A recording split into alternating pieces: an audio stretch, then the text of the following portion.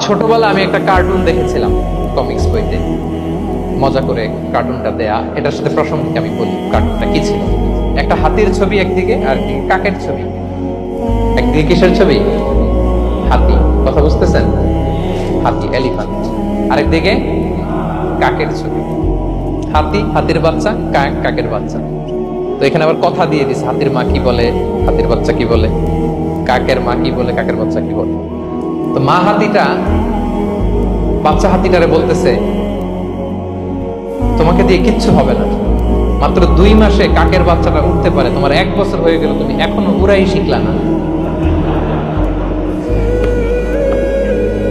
মা হাতি বলে, কাকের বাচ্চা 2 মাসে উঠতে পারে, 1 বছর হয়ে গেল, তোমার কোনো ইমপ্রুভমেন্ট নাই বাবা।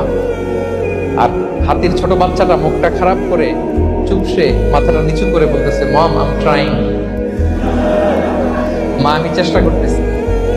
আচ্ছা বলেন তো, উড়া, ডানা মেলে উড়া কি হাতির কাজ? এই যে ওর সাথে কম্পেয়ারটা করছে, কম্পারিজনটা হইছে। আরে হাতি তো he is the king of the jungle. ওর এক একটা পদক্ষেপে ও পা ফেললে থারথার করে কাঁপে পুরো জঙ্গল, পুরো বন। ওর এক একটা পা ফেললে আশেপাশে সিংহ, বাঘ সব সমীহ করে 50 মিটার দূরত্ব বজায় রাখে। Is the king. সে তো ওইটা। ওই হাতির বাচ্চাটারে কিভাবে কনফিডেন্স নষ্ট করতেছে, বলতেছে 2 মাস হয়ে গেল, কাকের বাচ্চা 2 মাসেই উঠতে পারে, তোমার 1 বছর বয়স হলো, তুমি এখন উঠতে পারো না। এবার বুঝতে পেরেছেন আমরা কিভাবে ছেলে মেয়েদের কনফিডেন্স নষ্ট করি? Don't compare with others, avoid comparison, you'll be happy. কখনো কম্পেয়ার করবেন না। কথা বুঝতে পেরেছেন? কারণ প্রতিটা মানুষ অনন্য। আপনি অনন্য, আমি অনন্য। আল্লাহ তাআলা কি অনন্যতা, ইউনিকনেস আপনাকে দিয়েছেন, ওইটা খুঁজে বের করার দায়িত্ব আপনার। সবার গোল্ডেন এ প্লাস পাওয়ার কোনো দরকার নাই।